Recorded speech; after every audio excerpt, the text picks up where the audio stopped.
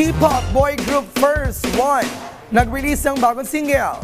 Ano naman kayong dapat abangan dyan ng mga P-pop fans? Alamin natin yan at ang iba pang detalye sa report ni MJ Perenya.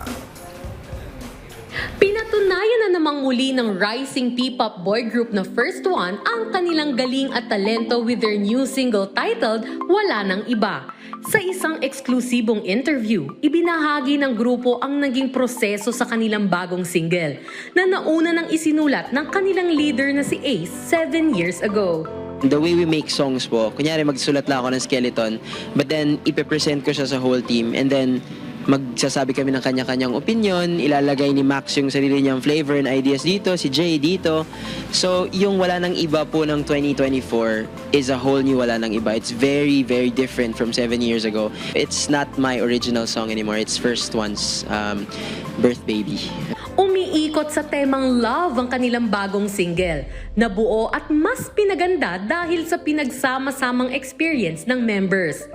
Bago pa man ang release ng kanilang bagong single ay nagkaroon ng P-pop group ng series related dito, kung saan ipinakita at ibinahagi ng grupo ang kanilang unscripted lives at candid moments. Para makarelate din talaga lahat ng tao na wala nang iba, ito lang yung pinipili kong career. Bakit parang marami kasi nakaka-feel na ako lang ata nakakaranas ng ganitong sitwasyon. Pero yun, shinare din namin yung mga side namin na vulnerable din kami sa mga ganyang bagay and problema. Bukod sa malalim at relatable na message ng kanilang single, ang nakakaindak nitong melody at catchy heartfelt lyrics ay ang charm ng Wala Nang Iba.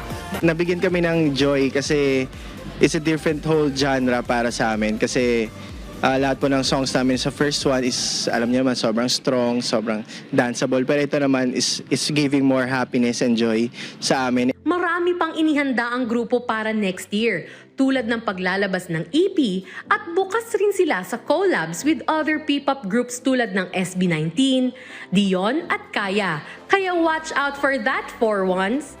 And I hope din po na magugustuhan niyo po itong Wala Nang Iba kasi wala nang iba kaming ginawa para sa inyo po yun. And also, sa mga casual listeners, I hope na magustuhan niyo po itong Wala Nang Iba. So keep streaming. Matatandaang nag-debut ang First One noong 2020 na binubuo ni na Ace, Max, Alpha, Jay, Joker at Jason at nakilala sa mga kantang Paalam Na,